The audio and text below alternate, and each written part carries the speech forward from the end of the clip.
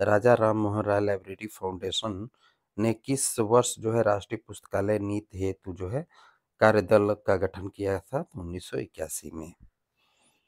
यहाँ पे द्वितीय सूत्र आ गया है 1981 में। अगला प्रश्न हमारा है, भारत सरकार द्वारा जो है 1957 में नियुक्त पुस्तकालय सलाहकार समिति के अध्यक्ष कौन थे? तो केपी सिन्हा। अगला प्रश्न हमारा है, पुस्तकालय विज्ञान में प्रथम व्यावसायिक पत्रिका किस वर्ष जो है प्रारंभ हुई थी? तो 1876 में। अगला प्रश्न है, वह कौन सा सूत्र है जो आधुनिक पुस्तकालय में जो है सीडी रोम का प्रयोग अनिवार्य करता है? तो पंचम सूत्र है। अगला प्रश्न है, लाइब्रेरी एसोसिएशन जो कि लंदन का है, अब ये क्लिप में जो है विकसित हो गया है कि स्थापना किस वर्ष हुई थी? तो 1876 में की गई थी।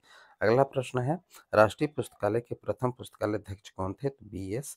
केशवन। अगला प्रश्न हमारा है, प्रकाशनादि विवरण में जो है क्या सूचना जो है दी जाती है? तो प्रकाशन स्थल, प्रकाशक, प्रकाशन वर्ष दिया जाता है। अगला प्रश्न है, विजुअल इंडेक्स का व्यावसायिक नाम क्या है? तो कार्डेक्स। अगला प्रश्न है, प्रेसिस में भूमिका प्रचालन शून्य किसके लिए जो है होता है? तो ये लोकेशन के लिए होता है। अगला प्रश्न देखते हैं। अगला प्रश्न हमारा है, फैंसीफुल टाइटल जो है का अर्थ है? तो ऐसी आख्या है जिससे जो है कृत का विषय जो है प्रकट नहीं होता है, उसे फैंसीफुल टाइटल कहते हैं। अगला प्रश्न है, लाइब्रेरी लिटरेचर क्या है? तो अनुक्रमणिका पत्रिका है। अगला प्रश्न है, kissing record of world invent की औद्धिकता जो है क्या है? तो ये मासिक है। अगला प्रश्न है, एशियन रिकॉर्डर का जो है प्रकाशन कहाँ से होता है? तो न्यू दिल्ली से होता है। अगला प्रश्न है, पर परम यूटर्स सब्जेक्ट जो है इंडेक्स निम्नलिखित में से किसमें किया जाता है? तो साइटेशन इंडेक्स में किया जाता है। अगला प्रश्न है, ब्लेसेस जो है किस देश का सूचना नेटवर्क है? तो ब्रिटेन का। अगला प्रश्न है, ई बुक पद संबंधित है? तो इलेक्ट्रॉनिक बुक से। अगला प्रश्न है, मेटा डाटा शब्द की स्थापना किसने की थी? तो फिलिप बंगाल ने की थी। अगला प्रश्न देखते हैं, एल.आई.एस गेटवे का रखरखाव जो है कौन करता है? तो आईएलए करता है। अगला प्रश्न है, अवगिला का प्रकाशन कौन करता है? तो आईएलए करता है। अगला प्रश्न है, ग्रंथ को वर्गीकृत करने वाले को जो है क्या कहा जाता है? तो वर्गाकार कहा जाता है। अगला प्रश्न है, रेट्रोएक्टिव ऑर्डिनल नोटेशन जो है की स्थापना जो है किसने की थी? तो ईजे कोटेज ने की थी। अगला प्रश्न है, अंकन वर्गीकरण का निर्माण तो नहीं करता परंतु इसे नष्ट कर सकता है, यह कथन जो है किसने कहा था? तो एच.ई. विल्स ने कहा था। अगला प्रश्न है, कॉलेज लाइब्रेरियन पत्रिका कहाँ से जो है प्रकाशित होती है? तो न्यू दिल्ली से। अगला प्रश्न है, ईयर वर्क इन लाइब्रेरियनशिप पत्रिका के संपादक कौन है? तो दिल्ली। अगला प्रश्न है, ईयर वर्क्स इन लाइब्रेरियनशिप पत्रिका कब से प्रकाशित हो रही है? तो 1988 से। अगला प्रश्न देखते हैं, ईयर वर्क इन लाइब्रेरियनशिप पत्रिका जो है कहाँ से प्रकाशित होती है? दिल्ली से। अगला प्रश्न है, डीएनबी का पूरा नाम क्या है? तो डिक्शनरी ऑन नेशनल बिब्लियोग्राफी। अगला प्रश्न है, डीएनबी में किस देश के लोगों की जो है सूचना जो है शामिल की जाती है? तो इंग्लैंड की। अगला प्रश्न है, इंफॉर्मेशन ट्रांसफर की अवधारणा किसने प्रस्तुत की? तो बिस्मैन ने। अगला प्रश्न है, साइटेशन इंडेक्स का ऑनलाइन प्रकाशन जो है किस नाम से हो रहा है? तो वेब ऑन साइंस के नाम से। अगला प्रश्न है, लिब्रा बॉक्स जो है क्या है? तो ये फ्री ऑडियो बुक साइट है। अगला प्रश्न है, अबगिला का संस्थापक कौन था? तो एस.आर. रंगनाथन। अगला प्रश्न है, पुस्तक अधिनियम किसकी वकालत करता है? तो निःशुल्क पुस्तकालय सेवा की। अगला प्रश्न देखते हैं, कोडन जो है किससे संबंधित है? तो ये ग्रंथमाला से संबंधित है। अगला प्रश्न है, कोडन कितने अंकों का होता है? तो 6 अंकों का।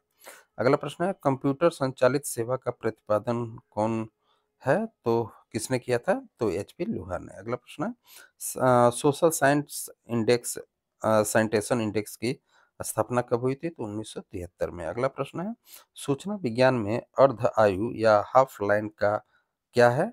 तो अप्रचलन की दर। अगला प्रश्न है, पुस्तक वर्गीकरण के लिए जो है साहित्य वारंट पद जो है किसने प्रतिपादित किया था? तो डब्ल्यू एच हुल्मे के द्वारा किया गया था। अगला प्रश्न है, यूडीसी में प्रथम अंग्रेजी संस्करण के रूप में किसे जाना जाता है? तो पहले चौथे संस्करण को। अगला प्रश्न है, ओस्मोसिस के सिद्धांत का प्रतिपादन किसने किया? तो एस.आर. रंगनाथन ने। अगला प्रश्न है, राष्ट्रीय पुस्तकालय मिशन का पुनर्गठन कितने वर्षों में जो है किया जाता है? 3 वर्षों में। अगला प्रश्न है, आक्स लाइब्रेरी एनीथिंग का संबंध एएलए से है। अगला प्रश्न है, एमरोल्ड का प्रकाशन कब से हो रहा है? तो 1967 से। अगला प्रश्न है, निषाद का पूरा नाम क्या है? तो national information system for science and technology. अगला प्रश्न है, निषाद की स्थापना किसकी सिफारिश पे की गई थी?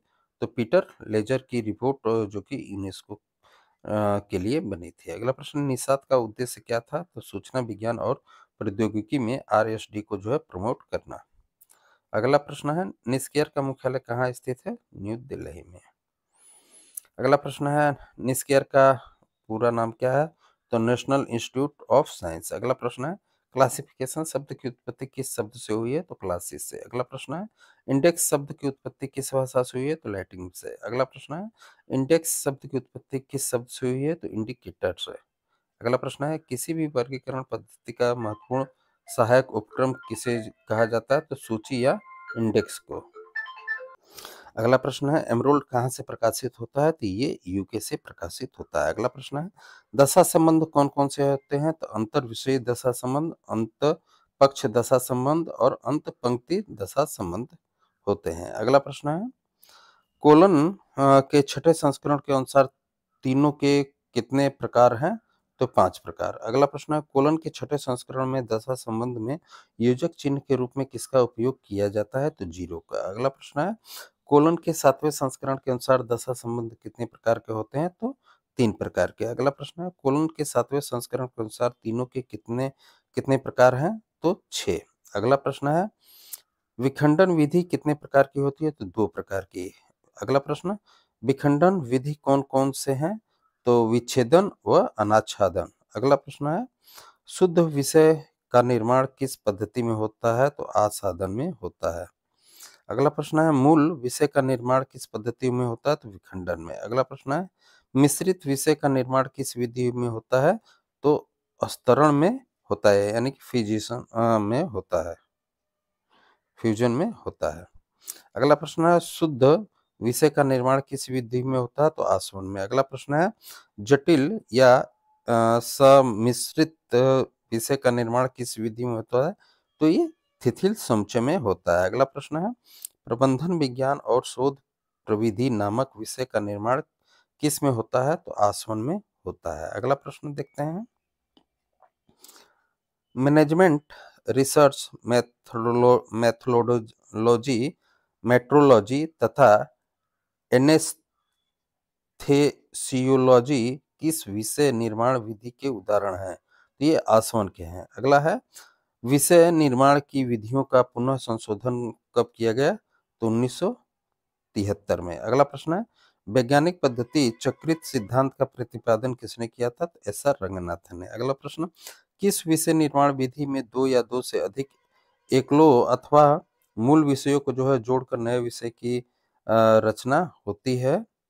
तो थिथिल समुच्चय में। अगला प्रश्न है, नए विषय का निर्माण किस विधि में होता है? तो थिथिल समुच्चय में। अगला प्रश्न है, statistical method for social science किस विषय निर्माण पद्धति का उदाहरण है? तो थिथिल समुच्चय का। अगला प्रश्न है, मैथमेटिकल फॉर इंजीनियरिंग किस विषय का निर्माण विधि का उदाहरण है? तो थिथिल समुच्चय में। अगला प्रश्न है, ज्ञान जगत को 2 प्रमुख विषयों अथवा विभिन्न भागों में विभाजित करके विषयों की संरचना करना किस विधि का उदाहरण है? तो विच्छेदन विधि का। अगला प्रश्न है, विच्छेदन शब्द की संज्ञा किस महान विचारक द्वारा दी गई? तो एस.आर. रंगनाथन के द्वारा। अगला प्रश्न है, विच्छेदन विधि को किसने 1977 में उचित नहीं माना? तो ए.के. नील मेघनन ने। अगला प्रश्न है, कृषि विज्ञान, जंतु विज्ञान, वनस्पति विज्ञान किस विधि के उदाहरण है? तो ये विच्छेदन के। अगला प्रश्न है, इंडोलॉजी नामक विषय का निर्माण किस विधियों में हुआ है? तो समूहीकरण में। अगला प्रश्न है, समुद्र विज्ञान नामक विषय का निर्माण किस विधि में हुआ?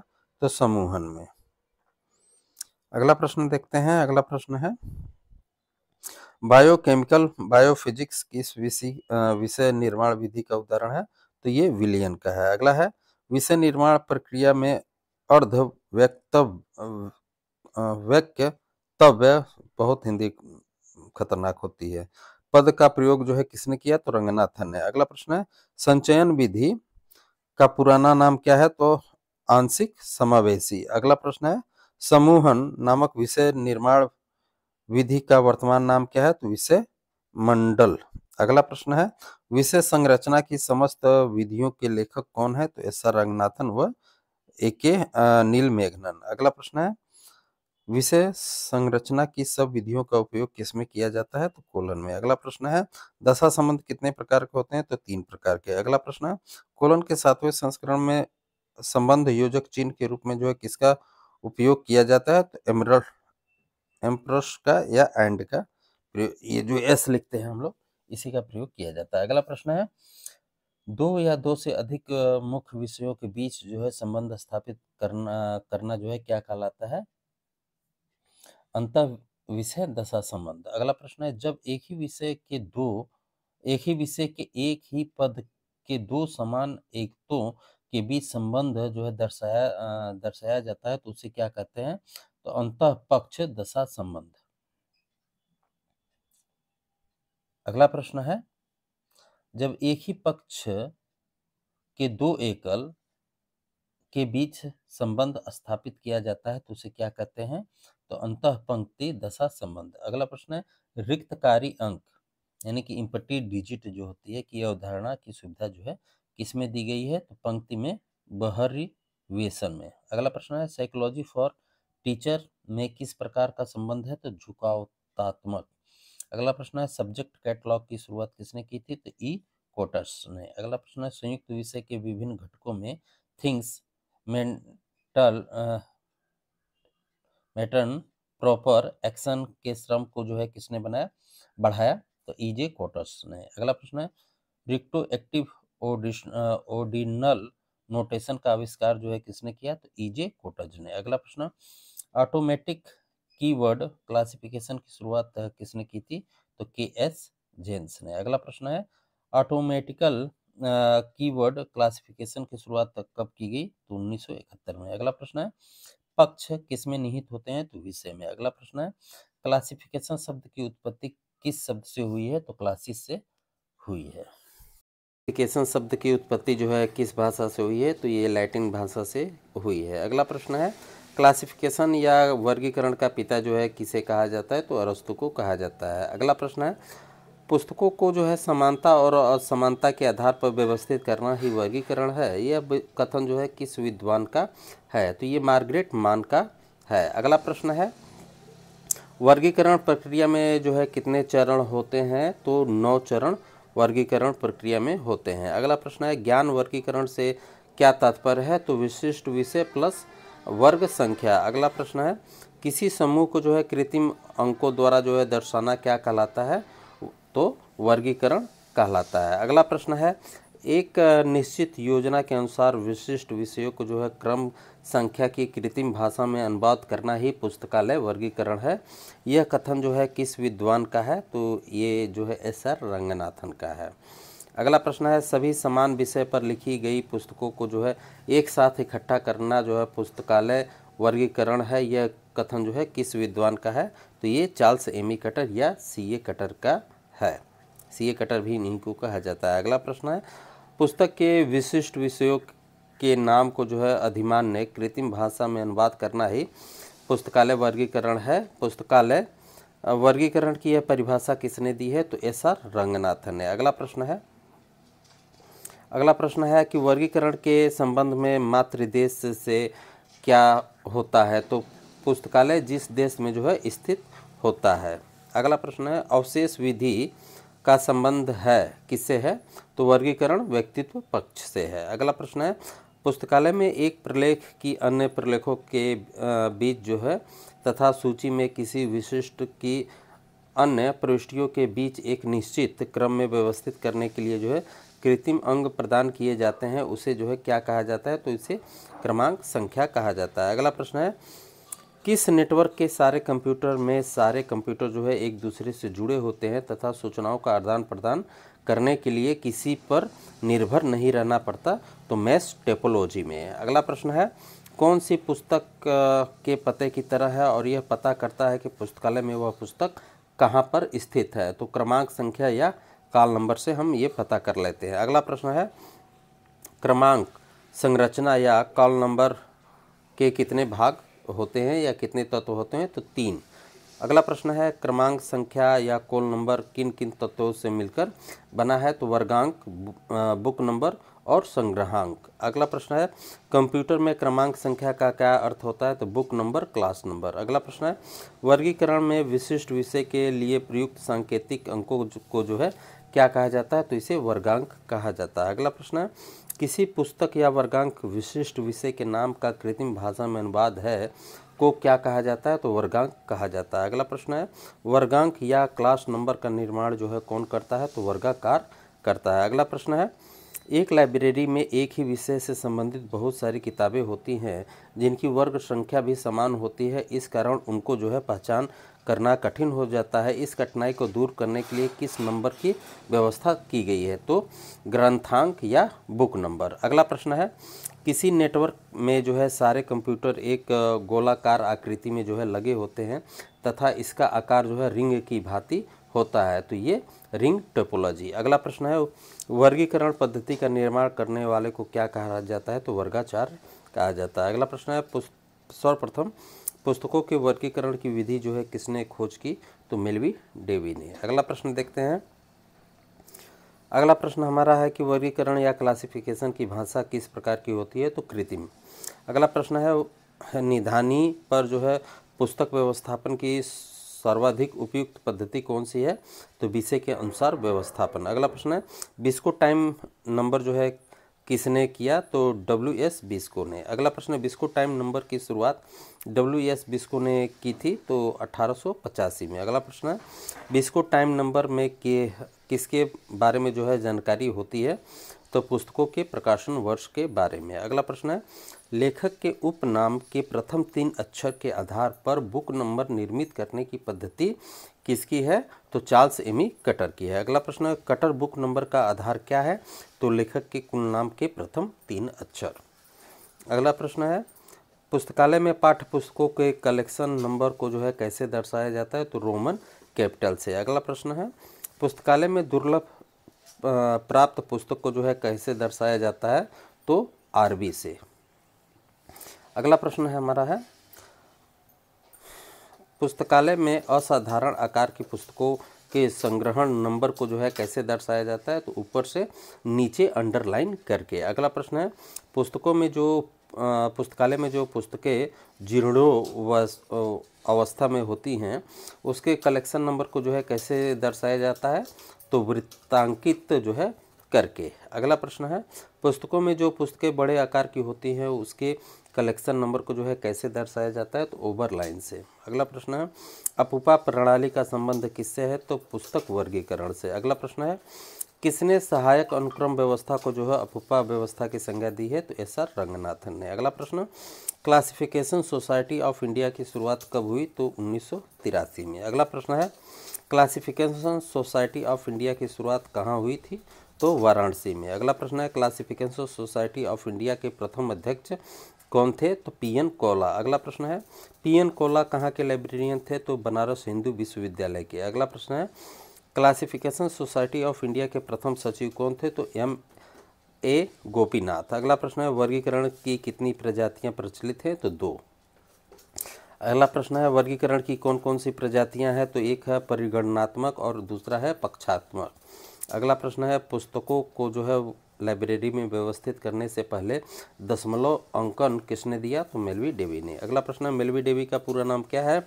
तो मेलवी लुइस कोथुस डेवी। अगला प्रश्न है, मेलवी डेवी ने सबसे पहले किस कॉलेज में सहायक के रूप में जो है कार्य किया था? तो एम्स हर्ट कॉलेज में। अगला प्रश्न है, मेलवी डेवी कोलंबिया कॉलेज के लाइब्रेरियन कब बने? तो 1983 में। अगला प्रश्न है, वर्तमान में ISBN जो है कितने अंकों का होता है? तो 13 अंकों का। अगला प्रश्न है, रॉयल लाइब्रेरी किस देश का पुस्तकालय है? तो नीदरलैंड का। अगला प्रश्न है बी स्पीकिंग पद किससे संबंधित है? तो पुस्तक आरक्षण से। अगला प्रश्न है थिसोरस फैसेट का विचार जो है किसने विकसित किया? तो जीन एटविनस ने। अगला प्रश्न है इंटरनेट का आविष्कारक जो है किसे कहा जाता है? विंटेन कर्फ को।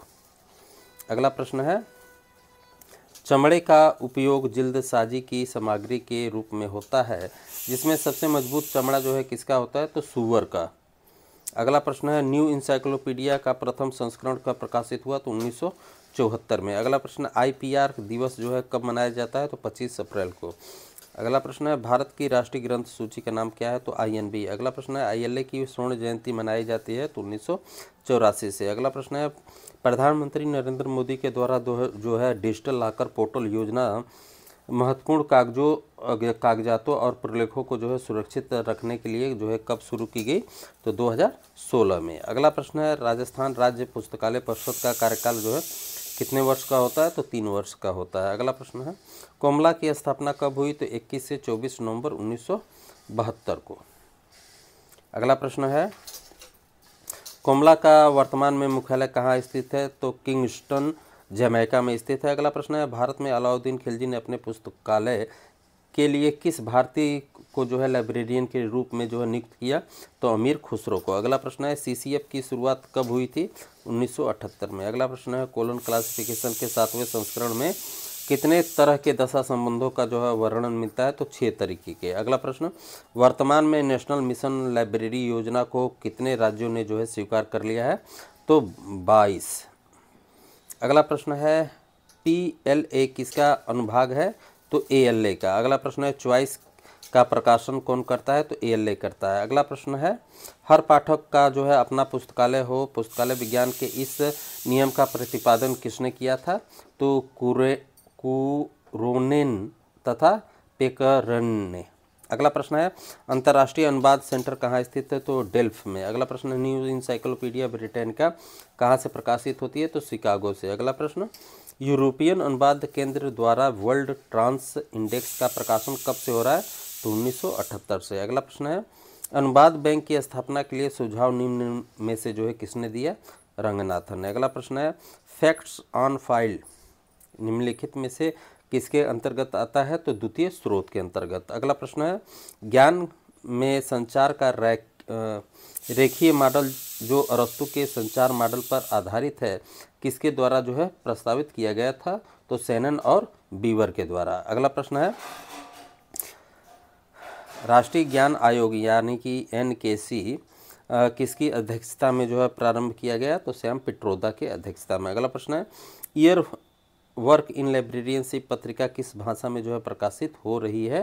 तो अंग्रेजी भाषा में। अगला प्रश्न है ईयर वर्क इन लाइब्रेरियनशिप पत्रिका की अवधि क्या है? तो ये वार्षिक है। अगला प्रश्न ईयर वर्क्स इन लाइब्रेरियनशिप पत्रिका किस रूप में प्रकाशन होता है? तो प्रिंट के रूप में। अगला प्रश्न है analysis of library and information study पत्रिका का प्रकाशन जो है कौन करता है? तो निस्कियर या इंस्टॉक। अगला प्रश्न है एनालिसिस ऑफ लाइब्रेरी पत्रिका कब से प्रकाशित हो रही है? तो 1974 से। अगला प्रश्न है एनालिसिस ऑफ लाइब्रेरी पत्रिका जो है किस भाषा में प्रकाशित हो रही है? तो अंग्रेजी में।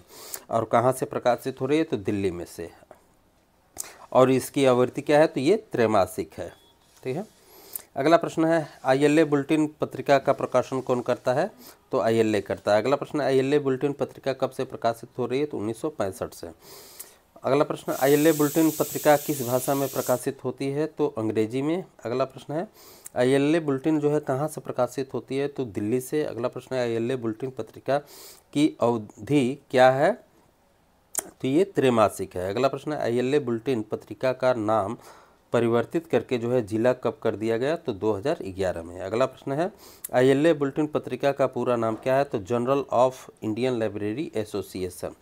अगला प्रश्न है लाइब्रेरी हेराल्ड का प्रकाशन कौन करता है? तो DLA करता है। अगला प्रश्न है लाइब्रेरी हेराल्ड जो है कब से प्रकाशित हो रही है? तो 1958 से। लाइब्रेरी हेराल्ड का संपादन जो है कौन करता है? तो PN कोला। अगला प्रश्न है लाइब्रेरी हेराल्ड कहाँ से प्रकाशित होती है? नई दिल्ली से। अगला प्रश्न हेराल्ड ऑफ लाइब्रेरी साइंस की पत्रिका है? तो पीएन कोला की। अगला प्रश्न है हेराल्ड ऑफ लाइब्रेरी साइंस कब से प्रकाशित हो रही है? 1962 से। अगला प्रश्न है हेराल्ड ऑफ लाइब्रेरी साइंस कहाँ से प्रकाशित होती है? दिल्ली से। अगला प्रश्न है एमरोल्ड कहाँ से प्रकाशित होती है? तो यूके से। अगला प्रश्न है एमरोल्ड क्या है? तो फुल टेक्स्ट डेटा।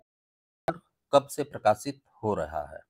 तो ये 1967 से। अगला प्रश्न है एंट्रापी शब्द का सर्वप्रथम उपयोग जो है किसके द्वारा किया गया था? तो सैनन व बीमर के द्वारा किया गया था। अगला प्रश्न है अंतर्राष्ट्रीय साक्षरता दिवस कब मनाया जाता है? तो 8 सितंबर को मनाया जाता है। अगला प्रश्न है Times of India directory and year book including who's who किस प्रकार की निर्देशिका है? तो ये जो है सामान्य निर्देशिका है। अगला प्रश्न है इफ्ला का मुख्यालय जो है कहाँ स्थित है? तो ये हेग में स्थित है। अगला प्रश्न है भारत के प्रथम चलित पुस्तकालय की स्थापना हुई थी? तो 1931 में। अगला प्रश्न है कोलन क्लासिफिकेशन में गोलाकार कोष्ठक का प्रयोग जो है किसके लिए किया जाता है? तो विषय विधि के लिए किया जाता है। अगला प्रश्न है कोलन क्लासिफिकेशन के कौन से भाग में जो है बुक नंबर के फैसिट फार्मूला का प्रावधान किया गया है? तो ये भाग 2 में किया गया है। अगला प्रश्न देखते हैं कोलन क्लासिफिकेशन के छठे संस्करण में जो है कितने योजक चिन्हों का जो है प्रयोग हुआ है? तो टोटल 11। अगला प्रश्न है कोलन क्लासिफिकेशन के 7वें संस्करण में कितने योजक चिन्हों का प्रयोग हुआ है?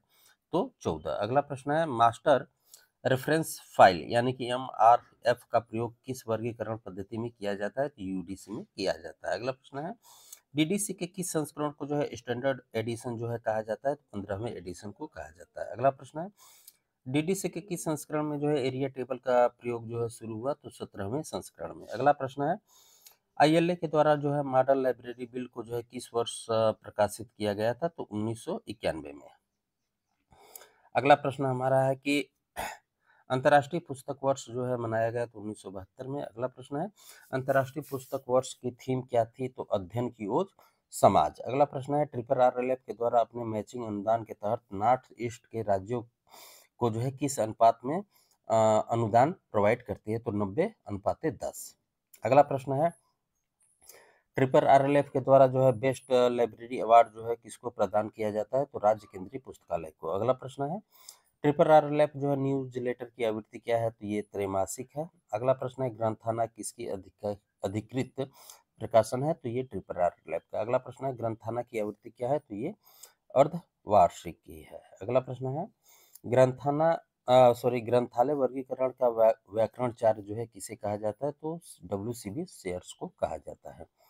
अगला प्रश्न है श्रृंखला प्रक्रिया में विषय शीर्षक के निर्माण जो है कितने चरणों में जो है किया जाता है? तो 6 चरणों में किया जाता है। अगला प्रश्न देखते हैं अगला प्रश्न है कि डीडीसी के प्रकाशन का स्वामित्व किसके पास है? तो OCLC के पास है। अगला प्रश्न है पुस्तकालय का आधारशिला पुस्तकें हैं एवं पुस्तकालय व्यवसाय की आधारशिला जो है वर्गीकरण है यह कथन किस विद्वान का है? तो ये शेयर्स महोदय का है।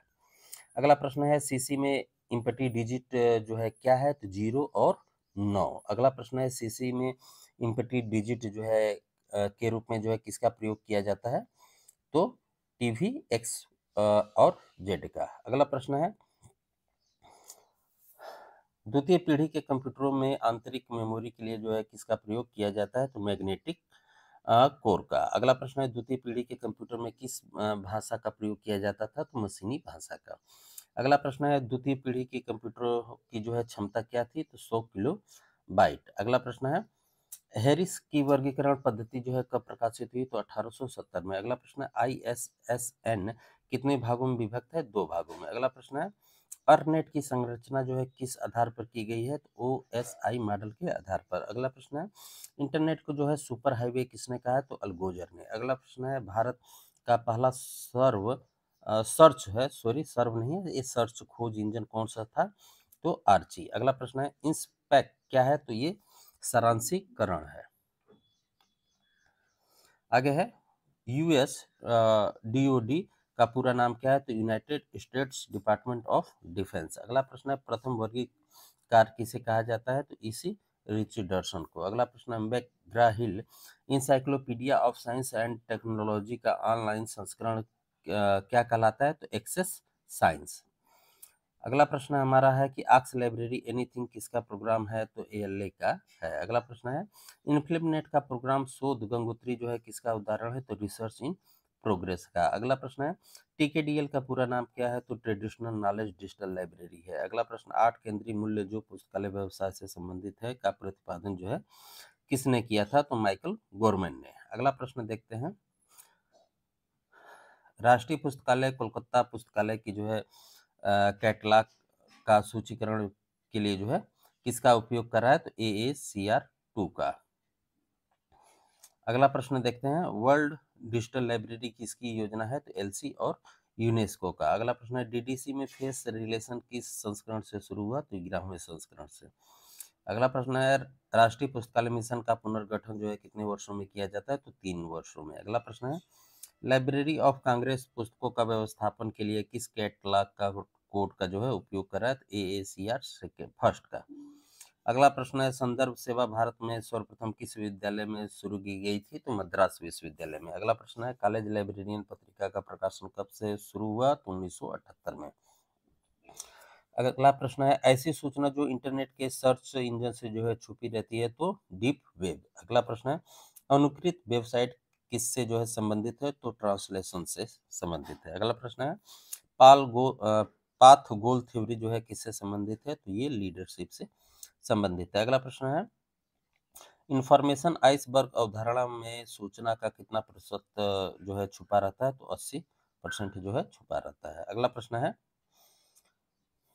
अल्टमेटिक्स शब्द का उद्भव जो है कब हुआ, तो 2010 में। अगला प्रश्न है विद्वत लेखों का जो है सोशल मीडिया पर प्रभाव जो है क्या कहलाता है, तो अल्टमेटिक्स कहलाता है। अगला प्रश्न है फ्रीक्वेंसी ऑफ पब्लिकेशन किससे संबंधित है, तो लोटका लॉ से। अगला प्रश्न है रेपोजिटरी सॉफ्टवेयर है, तो ई प्रिंट है। अगला प्रश्न है भारतीय क्लाउड सर्वर का नाम क्या है, तो मेघराज है। अगला प्रश्न है श्री नोट किस वर्गीकरण पद्धति से जो है संबंधित है, तो यूडीसी से संबंधित है। अगला प्रश्न है रेमिफिकेशन से जो है क्या तात्पर्य है, तो एक विषय क्षेत्र का विभाजन और उप विभाजन। अगला प्रश्न है लाइब्रेरी शब्द का प्रयोग जो है सर्वप्रथम ऑक्सफोर्ड डिक्शनरी द्वारा जो है किस वर्ष किया गया था, तो 1374 में। अगला प्रश्न है भारतीय संग्रहालय अधिनियम जो है किस वर्ष लागू किया गया था, तो 1866 में। अगला प्रश्न इंपीरियल लाइब्रेरी का नाम जो है किस एक्ट के तहत जो है राष्ट्रीय पुस्तकालय किया गया था,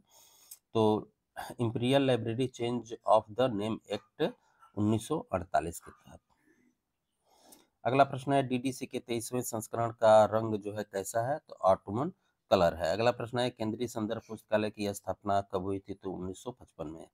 अगला प्रश्न है इंपीरियल लाइब्रेरी के जो है अंतिम लाइब्रेरियन कौन थे, तो KM असदुल्ला। अगला प्रश्न है NML नेशनल लिटरेसी मिशन की स्थापना जो है कब हुई थी, तो 1988 में। अगला प्रश्न है सेन डाक किस क्षेत्र से संबंधित जो है सूचना प्रणाली है, तो उद्योग लघु उद्योग से है और इसका मुख्यालय हैदराबाद में। अगला प्रश्न है खुदा बख्श ओरिएंटल लाइब्रेरी एक्ट को जो है किस वर्ष राष्ट्रीय महत्व का जो है घोषित किया गया था, तो 1959 में 69 में सॉरी। अगला प्रश्न है इलेक्ट्रॉनिक उपकरणों को जोड़ने के एवं उनके बीच जो है सूचना के आदान प्रदान के लिए जो है किसका प्रयोग जो है किया जाता है, तथा इसका उपयोग डाटा को एक स्थान से दूसरे स्थान पर भेजने के लिए किया जाता है, तो प्रोटोकॉल का। अगला प्रश्न है प्रोटोकॉल के कोई 3 उदाहरण बताइए, तो पहला है कि SMTP, दूसरा है FTP, तीसरा है STTP। अगला प्रश्न है Z39.50 कैसा प्रोटोकॉल है, तो ये क्लाइंट सर्वर प्रोटोकॉल है। अगला प्रश्न है सूचना खोज तथा पुनः प्राप्त करने के लिए जो है पुस्तकालय प्रबंधन सॉफ्टवेयर के लिए अनुपयुक्त जो है प्रयुक्त जो है अंतर्राष्ट्रीय मानक जो है क्या है, तो Z39.50। अगला प्रश्न है इंटरनेट पर जो है प्रयोग होने वाले प्रोटोकॉल को जो है क्या कहते हैं, तो इंटरनेट प्रोटोकॉल या IP कहा जाता है।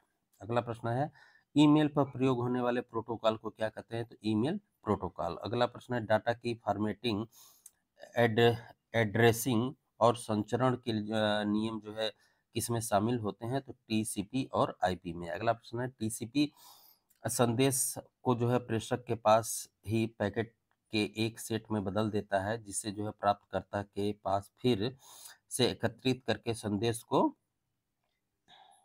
वापस हासिल कर लेता है, इसे क्या कहते हैं? तो COP कहते हैं। अगला प्रश्न है,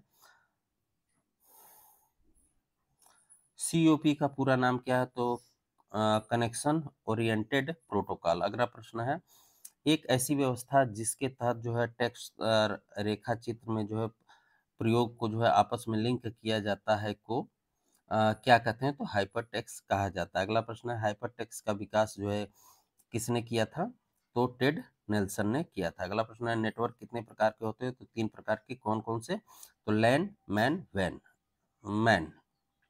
अगला प्रश्न है, लैन का पूरा नाम क्या है? तो लोकल एरिया नेटवर्क। अगला प्रश्न है, लैन जो है कितने प्रकार का होता है तथा कौन कौन सा होता है? तो लैन जो है 3 प्रकार का होता है, रिंग, स्टार और बस।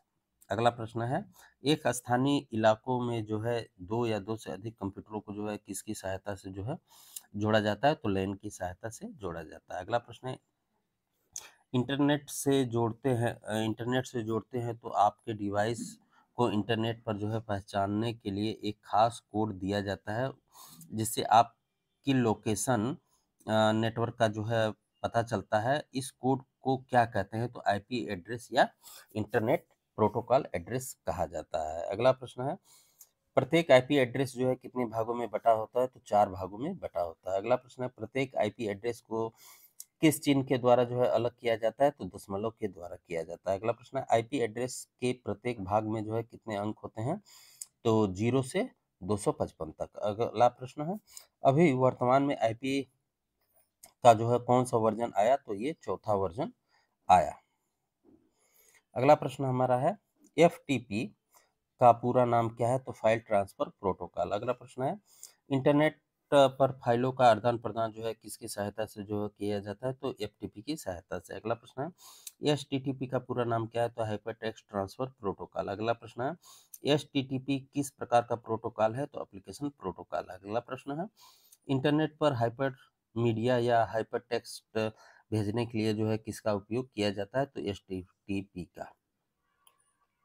अगला प्रश्न हमारा है, किस प्रोटोकॉल के कारण जो है क्लाइंट और सर्वर के बीच जो है कनेक्शन बन पाता है तथा इस प्रोटोकॉल के द्वारा हम वर्ल्ड वाइड वेब के जरिए जो है डाटा भेज पाते हैं तथा इंटरनेट से कोई भी डाटा जो है डाउनलोड कर पाते हैं? तो HTTP।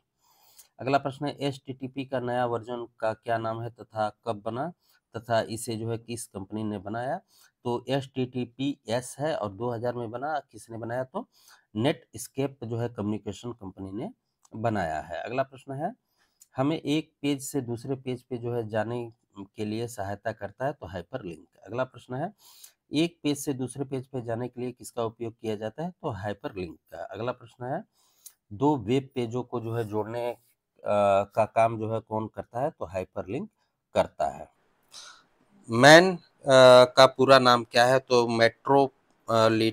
मेट्रोपॉलिटन जो है एरिया नेटवर्क। अगला प्रश्न है, एक शहर से दूसरे शहर के कंप्यूटरों को जो है किसकी सहायता से जोड़ा जाता है?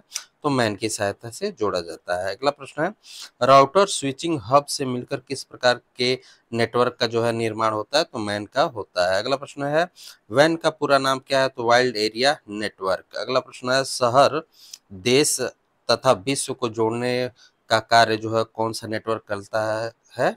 तो वाइल्ड एरिया नेटवर्क करता है। अगला प्रश्न है, बस नेटवर्क टोपोलॉजी किस नेटवर्क का उदाहरण है? तो लैन का उदाहरण है। अगला प्रश्न है, निक नेट व इंडोनेट किस प्रकार के नेटवर्क हैं? तो वैन के नेटवर्क हैं। अगला प्रश्न है, नेटवर्क की आकृति को क्या कहते हैं? तो टोपोलॉजी कहते हैं। अगला प्रश्न है, नेटवर्क के नेटवर्क के विभिन्न नोड किस प्रकार एक दूसरे से जो है जुड़े होते हैं तथा कैसे एक दूसरे के साथ जो है कम्युनिकेशन स्थापित करते हैं, उसे जो है क्या कहलाता है? तो ये नेटवर्क टोपोलॉजी कहा जाता है।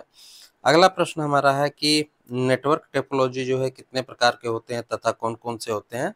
तो नेटवर्क टोपोलॉजी जो है टोटल 5 प्रकार के होते हैं। तो कौन-कौन से होते हैं? तो ring topology, mesh topology, tree topology, star topology और बस टोपोलॉजी। ये 5 प्रकार के होते हैं। अगला प्रश्न है, किस नेटवर्क में सारे कंप्यूटर एक पेड़ की तरह एक दूसरे से जुड़े होते हैं? उसे क्या कहते हैं? तो उसे ट्री टोपोलॉजी कहते हैं। अगला प्रश्न है, किस नेटवर्क में स्टार तथा बस टोपोलॉजी दोनों के लक्षण जो है विद्यमान होते हैं? तो ट्री टोपोलॉजी में होते हैं। अगला प्रश्न है, किस नेटवर्क में एक होस्ट कंप्यूटर होता है जिसे सीधे विभिन्न लोकल कंप्यूटरों से जो है जोड़ा जाता है, उसे क्या कहते हैं? तो उसे स्टार टोपोलॉजी कहते हैं। अगला प्रश्न है, किस नेटवर्क में जो है सारे कंप्यूटर को एक ही तार से जो है जोड़ा जाता है तथा सभी कंप्यूटर एक ही क्रम में जो है जुड़े होते हैं, उसे क्या कहते हैं? तो उसे बस टोपोलॉजी कहते हैं। अगला प्रश्न है, एक टोपोलॉजी जो बस ट्री, स्टार या मैश टोपोलॉजी में से किसी भी दो या दो से अधिक नेटवर्क टोपोलॉजी का उपयोग करती है, उस मिली-जुली जो है टोपोलॉजी को क्या कहते हैं? तो उसे हाइब्रिड टोपोलॉजी कहते हैं। अगला प्रश्न है, कौन सी टोपोलॉजी जो है त्वरित सर्वर जो है अधिगम प्रदान करती है? तो स्टार टोपोलॉजी और हाइब्रिड टोपोलॉजी। अगला प्रश्न है, भारत में पहला कंप्यूटर कहाँ स्थापित हुआ? तो 1956 में भारतीय सांख्यिकी संस्थान यानी कि ISI में हुआ था, इसका शॉर्ट नाम भी है। और कोलकाता में यह अपने तरह का जो है पहला कंप्यूटर स्थापित किया गया था, जिसकी कीमत उस समय जो है 10 लाख रुपए थी। इसे जो है HEC-2M यानी कि हेलेरिथ इलेक्ट्रॉनिक डिजिटल कंप्यूटर 2M कहा जाता था। यह सिर्फ एक नंबर क्रीचिंग जो है मशीन थी और यह जो है आकार में बहुत बड़ी थी। ठीक है। अगला प्रश्न हमारा है कि भारत में प्रथम कंप्यूटरकृत डाकखाना जो है डाकघर कहाँ पर है? तो दिल्ली में। अगला प्रश्न है, प्रथम भारतीय कंप्यूटर विश्वविद्यालय कौन सा है? तो निजी क्षेत्र के अंतर्गत स्थापित होने वाला जो है भारत का प्रथम कंप्यूटर विश्वविद्यालय जो है राजीव गांधी कंप्यूटर विश्वविद्यालय है। अगला प्रश्न है, पर्सनल कंप्यूटर पर पहली पुस्तक किसने लिखा था? तो टेड नेल्सन ने लिखा, जो कि अमेरिका के सूचना प्रौद्योगिकी दार्शनिक और समाजशास्त्री थे। उन्होंने जो है 1963 में एक शब्द हाइपरटेक्स्ट और हाइपर मीडिया को गढ़ा और 1965 में उन्हें प्रकाशित किया था। उन्हें ही पर्सनल कंप्यूटर पर सबसे पहले पुस्तक लिखी थी। ठीक है। अगला प्रश्न है, विश्व के जो है पहले सुपर कंप्यूटर का नाम क्या था? तो पहला सुपर कंप्यूटर जो है अलीआक 4 है, जिसे 1975 में काम करना प्रारंभ किया। इस डिनियल स्टोटिकल ने जो है विकसित किया था और यह जो है एक ही बार में 64 कंप्यूटरों का जो है काम एक साथ कर सकता था। अगला प्रश्न है, सीडेक कंपनी की स्थापना हुई थी? तो 1988 में हुई थी। अगला प्रश्न है, सुपर कंप्यूटर परम 1000 का निर्माण किस कंपनी ने तथा कब किया था? तो सीडेक कंपनी ने 1998 में किया था। अगला प्रश्न है, परम 1000 के विकास का मुख्य श्रेय जो है किसे जाता है? तो डॉक्टर विजय भटनागर को। अगला प्रश्न है, IBM जो है किस प्रकार की कंपनी है? तो कंप्यूटर कंपनी। अगला प्रश्न है, भारत में पहला पूरी तरीके से विकसित कंप्यूटर कृत जो है गांव कौन सा है? तो बेल्लानाड केरल में है। अगला प्रश्न है, आईसी पर किसकी परत होती है? तो सिलिकॉन की होती है। अगला प्रश्न है, इंटरनेट पर उपलब्ध होने वाला प्रथम भारतीय समाचार पत्र कौन सा था? तो द हिंदू। अगला प्रश्न है, विश्व का पहला मैकेनिकल कंप्यूटर कैलकुलेटर जो है कौन सा था? तो पास्कलिन। अगला प्रश्न है, GIGO का संबंध किससे है? तो सटीकता से है। अगला प्रश्न है, कमांडो की वह सूची जो स्क्रीन पर दर्शाई जाती है उसे क्या कहते हैं? तो मेनू। अगला प्रश्न देखते हैं। अगला प्रश्न हमारा है, सॉफ्टवेयर में कौन सी बार में कमांड और ऑप्शन की सूची होती है? तो टूल बार में। अगला प्रश्न है, कंप्यूटर स्क्रीन पर ब्लिंक करने वाले जो है साइन को क्या कहते हैं? तो कर्सर कहते हैं। अगला प्रश्न है, माउस से कर्सर की गति को घटाने या बढ़ाने के लिए जो है ऑपरेशन का प्रयोग किया जाता है? तो कंट्रोल पैनल का। अगला प्रश्न है, कोई भी एप्लीकेशन में कॉपी किया गया डाटा जो है कहाँ पर स्टोर होता है? तो क्लिफ बोर्ड में। अगला प्रश्न है, हेल्प मेनू किस बटन पर होता है? तो स्टार्ट बटन पर होता है। अगला प्रश्न है, कंप्यूटर में एरर को ठीक करना जो है क्या कहलाता है? तो डीबग कहलाता है। अगला प्रश्न है, बग जो है किसको सूचित करता है? तो हार्डवेयर व सॉफ्टवेयर के बीच असंगति को यानी कि त्रुटि को। अगला प्रश्न है, कंप्यूटर कोड जो है क्या समझता है? तो ऑब्जेक्ट को। अगला प्रश्न है, कंप्यूटर डाटा स्टोर को गणना करने के लिए किस प्रकार के नंबर का जो है प्रयोग किया जाता है? तो बाइनरी डिजिट का प्रयोग किया जाता है। अगला प्रश्न है, अक्षरों तथा चिन्हों को जो है बिट में स्टोर करने की विधि को क्या कहते हैं? तो कोडिंग सिस्टम कहते हैं। अगला प्रश्न है, IMEJ का पूरा नाम क्या है? तो इंटरनेशनल मोबाइल इंक्यूबमेंट आईडे। अगला प्रश्न है, डिजिटल घड़ी किस सिद्धांत पर जो है कार्य करती है? तो 7 सेगमेंट सेल के सिद्धांत पे। अगला प्रश्न है, कंप्यूटर की क्षमता जो है किसमें मापी जाती है? तो स्टोरेज में। अगला प्रश्न है, कंप्यूटर की स्पीड जो है किसमें नापी जाती है? तो हर्ट्ज में। अगला प्रश्न है, विश्व का पहला वायरस कौन सा था? तो सबसे पहला वायरस जो है क्रीपर या रंगने वाला हिंदी में इसका नाम होता है, क्रीपर था, जो अर्पानेट पर जो है खोजा गया था, जो 1970 के दशक की शुरुआत में इंटरनेट से पहले आया था। यह जो है 10X ऑपरेटिंग सिस्टम के द्वारा जो है फैला और यह कंप्यूटर को नियंत्रित और संक्रमित करने के लिए किसी भी जुड़े मॉडेम का उपयोग कर सकता था। अगला प्रश्न है, कीबोर्ड का आविष्कार किसने किया? तो क्रिस्टोफर लैथमन सोलेज ने किया था। अगला प्रश्न है, फ्री मेल का आविष्कार किसने किया?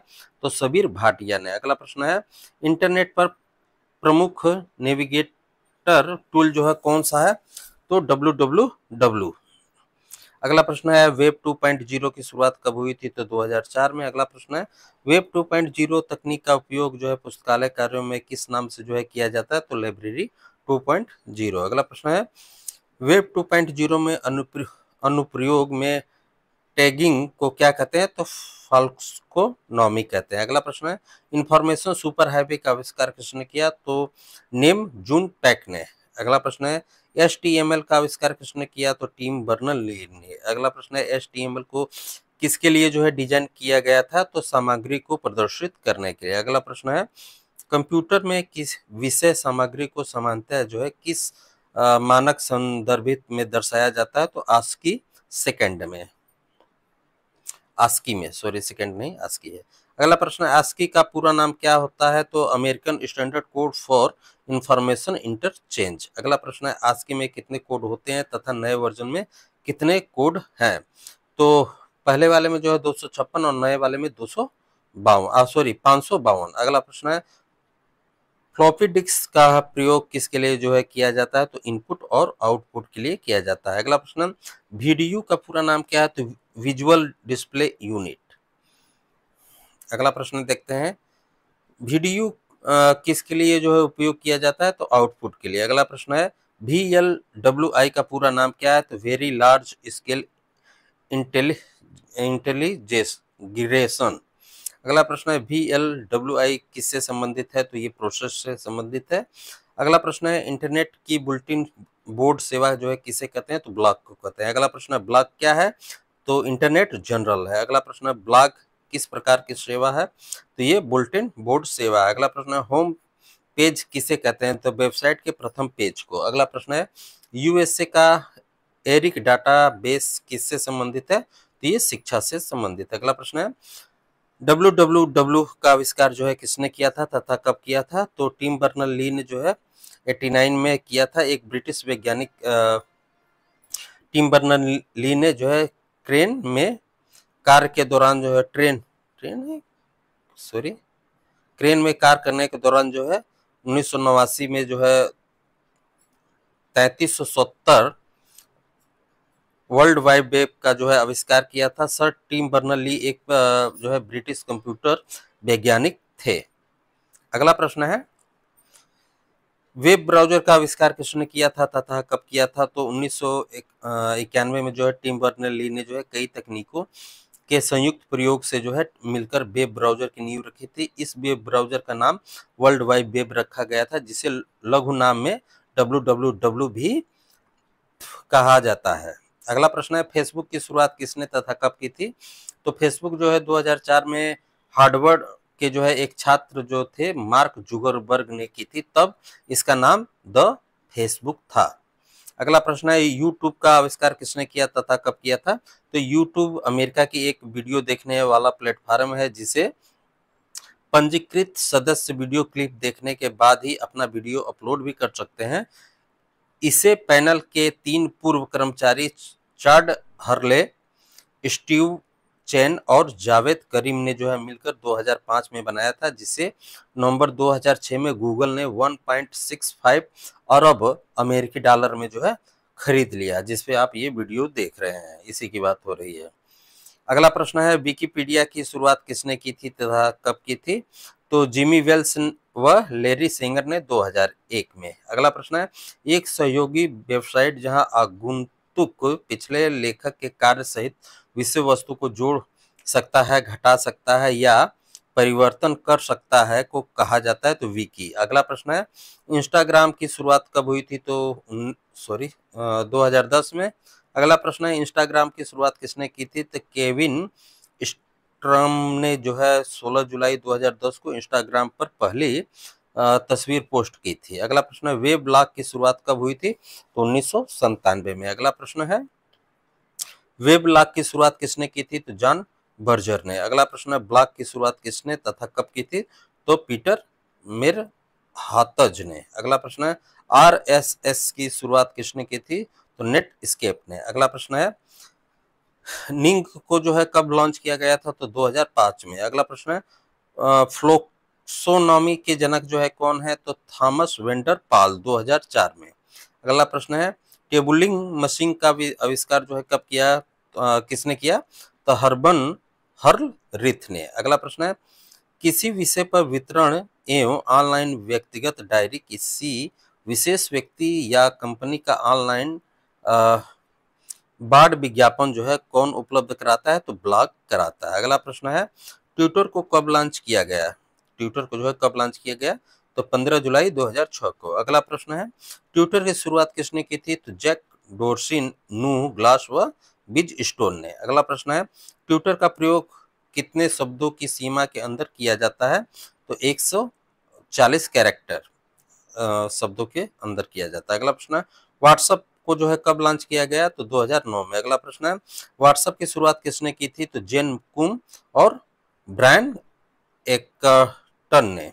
अगला प्रश्न है, आधुनिक कंप्यूटर विज्ञान का जनक किसे कहा जाता है? तो एलिन ट्यूरिंग को जो है आधुनिक कंप्यूटर का जो है जनक कहा जाता है। उन्होंने ट्यूरिंग मशीन का आविष्कार किया जो एल्गोरिथम और संगणना की अवधारणा के लिए जिम्मेदार है। उनका जन्म जो है 23 जून 1912 को इंग्लैंड में हुआ था। अगला प्रश्न है, स्लाइड रूल का आविष्कार किसने किया था? तो विलियम अगोट्रेड ने। अगला प्रश्न है, कंप्यूटर की सूचनाओं को ध्वनि पल्स में जो है कौन बदलता है? तो मॉडेम। अगला प्रश्न है, इंटरनेट को टेलीफोन लाइन के माध्यम से कनेक्ट किसकी सहायता से किया जाता है? तो मॉडेम की सहायता से। अगला प्रश्न है, डिजिटल सिग्नल को एनालॉग सिग्नल में जो है तथा एनालॉग सिग्नल को जो है डिजिटल सिग्नल में किसकी सहायता से रूपांतरित किया जाता है? तो मॉडेम की सहायता से किया जाता है। अगला प्रश्न है, मॉडेम का कौन सा भाग जो है डिजिटल सिग्नल को एनालॉग सिग्नल में बदलता है?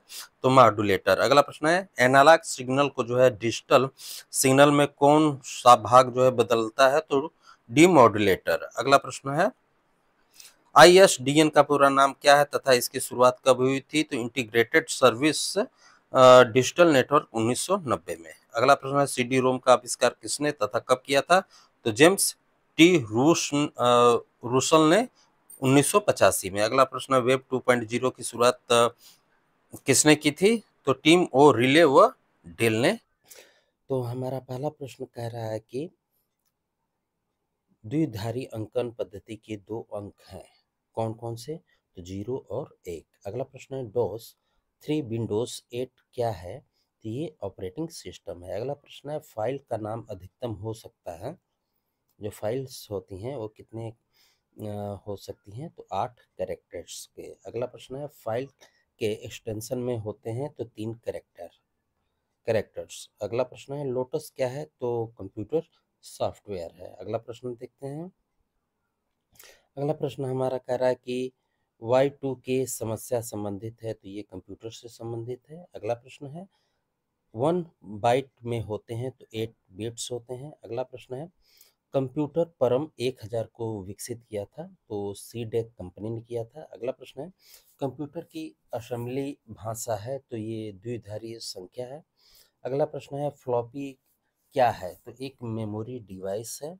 अगला प्रश्न है, 3.25 इंच के फ्लॉपी के आंकड़ा स्टोर कर सकते हैं, तो जो है 1.44 MB। अगला प्रश्न है, ओजस की शुरुआत हुई थी तो 31 मार्च 2018 को। अगला प्रश्न है, भारत में प्रथम पुस्तकालय विज्ञान की पुस्तकालय विज्ञान की पुस्तक कब प्रकाशित हुई थी? तो 1916 में। अगला प्रश्न है, लैन का पूर्ण रूप है? तो लोकल एरिया नेटवर्क। अगला प्रश्न है, कंप्यूटर की प्रोसेसिंग जो है गति मापी जाती है? तो मेगा हर्ट्ज में। अगला प्रश्न है, वैन का पूरा नाम क्या है? तो वाइल्ड एरिया नेटवर्क। अगला प्रश्न है, भारत का सर्वाधिक शक्तिशाली सुपर कंप्यूटर है? तो परम 1000। अगला प्रश्न है, परम पद संबंधित है? तो ये कंप्यूटर से है। अगला प्रश्न है, कंप्यूटर के मशीनरी उपकरण है? तो ये हार्डवेयर है। अगला प्रश्न है, कंप्यूटर में मशीनरी उपकरण है? तो हार्डवेयर है। अगला प्रश्न है, लैन का प्रयुक्त होता है?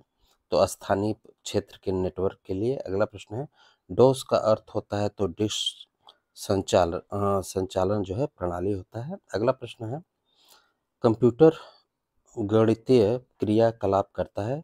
तो रजिस्टर्स में। अगला प्रश्न है, डाटा को सुरक्षित रखने का तरीका है? तो बैकअप प्लान। अगला प्रश्न है, कंप्यूटर अशुद्धि कहलाता है? तो बग। अगला प्रश्न है, एक उच्च स्तरीय भाषा में लिखे हुए प्रोग्राम को मशीनी भाषा में जो है रूपांतरण करता है? तो सोर्स प्रोग्राम। अगला प्रश्न है, हार्ड डिस्क की स्पीड होती है? तो 3600 चक्र जो है, यानी कि राउंड की बात हो रही है, प्रति मिनट। अगला प्रश्न है, एचटीटीपी का पूरा नाम क्या है? तो हाइपर टेक्स्ट ट्रांसफर प्रोटोकॉल। अगला प्रश्न है, एचटीएमएल का पूरा नाम क्या है? तो हाइपर टेक्स्ट मार्कअप लैंग्वेज। अगला प्रश्न देखते हैं। अगला प्रश्न है कि फ्लॉपी डिस्क की घूर्णन गति होती है? तो 150 से 250 चक्र प्रति मिनट। अगला प्रश्न है, कोबल भाषा का उपयोग किया जाता है? तो व्यावसायिक कार्यों में। अगला प्रश्न है, कंप्यूटर का मुख्य पृष्ठ कहलाता है? तो डेस्कटॉप। अगला प्रश्न है, जॉयस्टिक का प्रयोग होता है? तो गेम खेलने में। अगला प्रश्न है, पीसी का अर्थ होता है? तो पर्सनल कंप्यूटर। अगला प्रश्न है, फोर्ट्रान का सबसे पहले प्रयोग किया गया था? तो मेन फ्रेम हेतु। अगला प्रश्न है, MCIR का शाब्दिक अर्थ है? तो मैग्नेटिक कैरेक्टर्स इंक रिकॉग्निशन। अगला प्रश्न है, एनालॉग सिग्नल को डिजिटल सिग्नल में बदलने की विधि कहलाती है? तो डिजिटलाइजेशन। अगला प्रश्न है, भारत में निर्मित पहला कंप्यूटर है? तो सिद्धार्थ। अगला प्रश्न है, ASCII में कैरेक्टर्स होते हैं? तो 8 बिट्स के बराबर। अगला प्रश्न है, चुंबकीय डिस्क परत होती है? तो आयरन ऑक्साइड की। अगला प्रश्न है, बाइनरी नंबर सिस्टम में प्रयोग होता है? तो 0 और 1। अगला प्रश्न है, 1 KB जो है बराबर होता है? तो 1024 बाइट्स के। अगला प्रश्न है, प्रथम डिजिटल कंप्यूटर था? तो यूनिवेक। अगला प्रश्न है, नॉर्टन है? तो एंटीवायरस टूल। अगला प्रश्न है, वायरस होता है? तो एक प्रोग्राम। अगला प्रश्न है, कंप्यूटर डंप होने का कारण होता है? तो वायरस। अगला प्रश्न है, कंप्यूटर का आईसी चिप बना होता है? तो सिलिकॉन का। अगला प्रश्न है, WWW का पूर्ण रूप है? तो वर्ल्ड वाइड वेब। अगला प्रश्न हमारा है, WWW का जो है आविष्कार हुआ था? तो 89 में। अगला प्रश्न है, भारत के सिलिकॉन वैली कहाँ स्थित है? तो बेंगलोर में है। अगला प्रश्न, वर्ल्ड वाइड वेब क्या है? तो इंटरनेट सर्विस है। अगला प्रश्न है, कंप्यूटर अंग्रेजी भाषा के किस शब्द से बना है जिसका अर्थ होता है कंप्यूटर? तो गणना करना। अगला प्रश्न है, कंप्यूटर को हिंदी में क्या कहा जाता है? तो संगणक। अगला प्रश्न है, आधुनिक कंप्यूटर विज्ञान के पिता किसे कहा जाता है? तो चार्ल्स बेबेज को। अगला प्रश्न है, भारत में सर्वप्रथम कंप्यूटर का प्रयोग किया गया? तो 1956 में।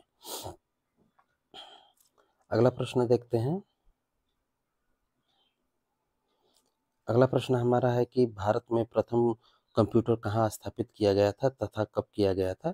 तो भारतीय सांख्यिकी संस्थान कलकत्ता में 1955-56 में। अगला प्रश्न है, कंप्यूटर के विकास की दिशा प्रथम वास्तविक प्रयास किसने किया? तो हार्वर्ड विश्वविद्यालय के एलन ने। अगला प्रश्न है, मार्क की शुरुआत किसने की थी? तो लाइब्रेरी ऑफ कांग्रेस ने। अगला प्रश्न है, विश्व का प्रथम पूर्ण स्वचालित विद्युत जो है यांत्रिक गणना यंत्र कौन सा था? तो मार्क 1। अगला प्रश्न है, इनियाक का पूरा नाम क्या है? तो electronic numerical integrator and calculator. अगला प्रश्न है, इनिक की शुरुआत किसने की थी? तो ये इनियाक ही है। ये टाइपिंग मिस्टेक है। तो जेपी एकर्ट्स व जॉन मोस्टली ने। अगला प्रश्न, प्रथम पूर्ण इलेक्ट्रॉनिक कंप्यूटर का नाम क्या था? तो इनियाक। अगला प्रश्न है, एडोवेक का पूरा नाम क्या है? तो electronic discrete variable automatic computer.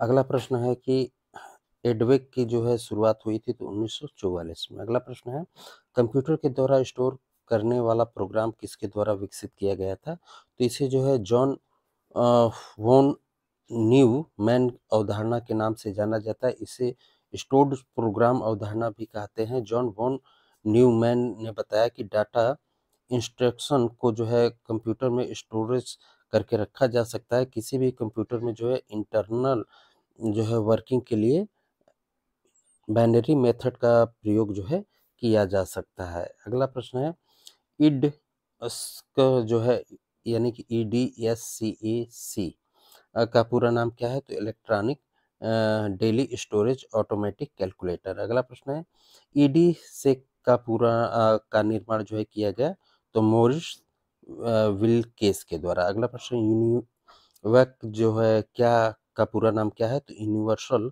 Automatic computer. अगला प्रश्न है, प्रथम कंप्यूटर कौन सा था जिसका प्रयोग जो है व्यापारिक का कार्य के लिए जो है किया गया? तो यूनिवेक प्रथम। अगला प्रश्न है, यूनिवेक प्रथम का निर्माण कब हुआ? तो 1951 में। अगला प्रश्न देखते हैं। अगला प्रश्न हमारा है कि यूनिवेक का जो है निर्माण किसने किया था? तो जनरल इलेक्ट्रॉनिक कॉर्पोरेशन ने किया था। अगला प्रश्न है, माइक्रो प्रोसेसर का निर्माण कब हुआ था? तो 1970 में। अगला प्रश्न है, माइक्रो प्रोसेसर का निर्माण किसने किया था? तो इंटेल कंपनी के एम हाफ ने। अगला प्रश्न है, प्रथम माइक्रो प्रोसेसर कौन था? तो इंटेल 4004। अगला प्रश्न है, माइक्रो प्रोसेसर की स्थापना से छोटे आकार के कंप्यूटर का निर्माण होने लगा जिसे क्या कहा जाता था? तो माइक्रो कंप्यूटर। अगला प्रश्न है, यूनिवेक प्रथम का डिजाइन किसने तैयार किया था? तो जेपी एकर्ट्स व जॉन मोस्टली ने। अगला प्रश्न है, प्रथम व्यावसायिक माइक्रो कंप्यूटर का निर्माण जो है कब किया? तो 1976 में। अगला प्रश्न है, प्रथम व्यावसायिक माइक्रो कंप्यूटर नाम क्या रखा गया था? तो एप्पल प्रथम। अगला प्रश्न है, कंप्यूटर प्रोसेसर के द्वारा जो है किसको इंफॉर्मेशन में परिवर्तित किया जाता है? तो डाटा को। अगला प्रश्न है, हार्डवेयर के उपयोग के आधार पर जो है कंप्यूटर की पीढ़ियों को जो है कितने भागों में डिवाइस किया जा सकता है? तो 5 पीढ़ियों में। अगला प्रश्न है, कार्य पद्धति के आधार पर जो है कंप्यूटर कितने प्रकार के होते हैं तथा कौन-कौन से?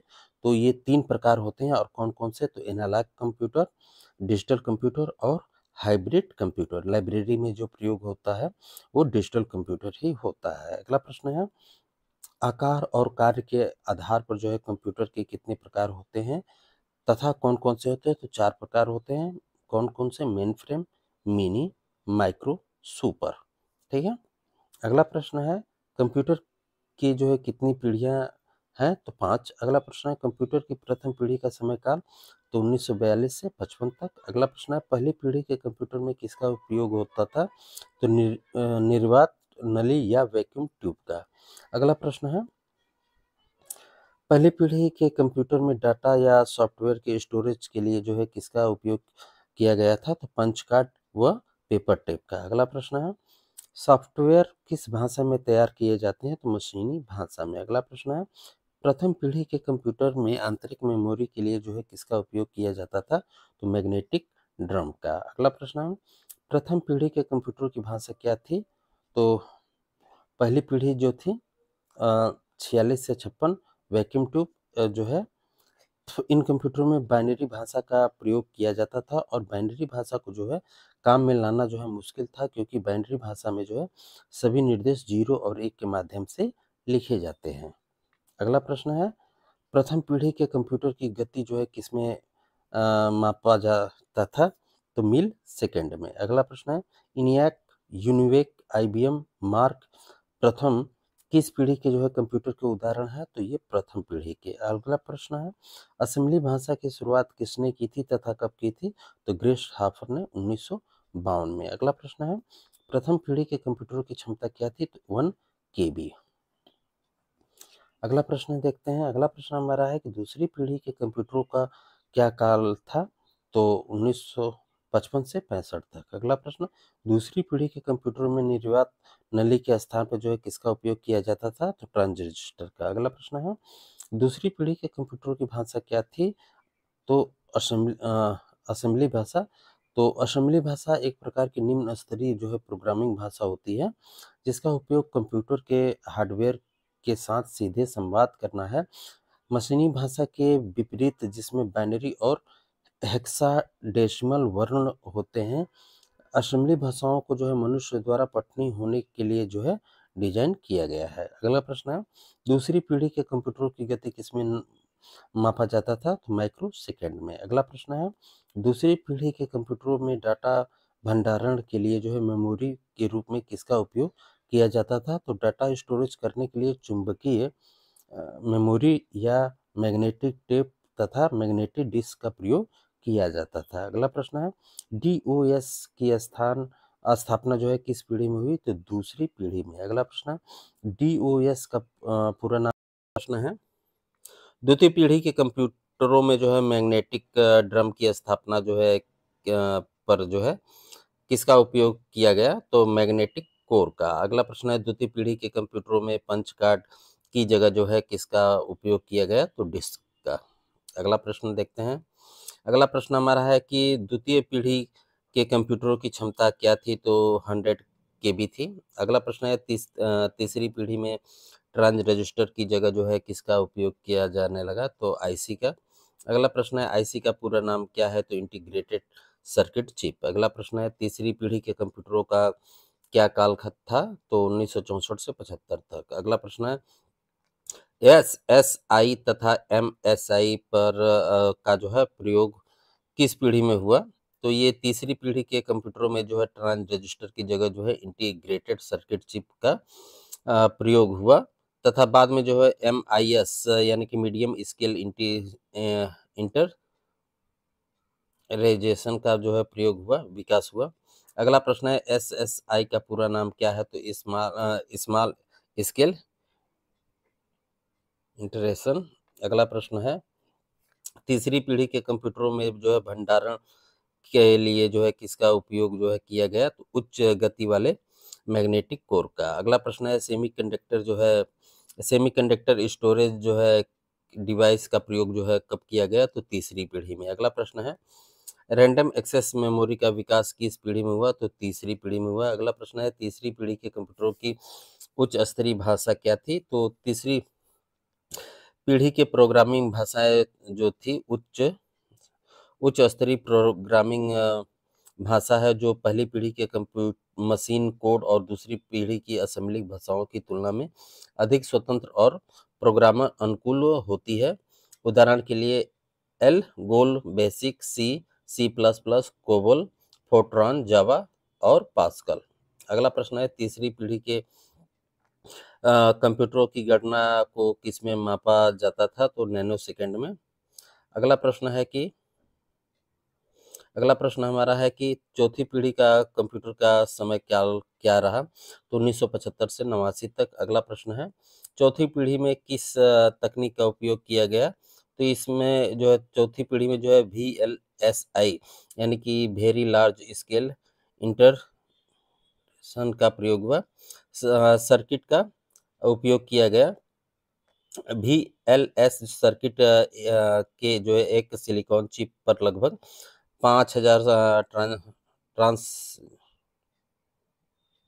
का जो है प्रयोग किया गया। सर्किट तत्व होते हैं और जो है माइक्रो प्रोसेसर कहा गया। अगला प्रश्न है, LSI का पूरा नाम क्या है? तो लार्ज स्केल इंटीग्रेशन। अगला प्रश्न है, VLSI का पूरा नाम क्या है? तो वेरी लार्ज स्केल इंटीग्रेशन। अगला प्रश्न है, चौथी पीढ़ी के कंप्यूटरों की गणना करते समय किस में मापा जाता था? तो नैनो सेकेंड में। अगला प्रश्न, माइक्रो कंप्यूटरों का आविष्कार किसने तथा कब किया? तो IBM ने 1981 में किया। अगला प्रश्न है,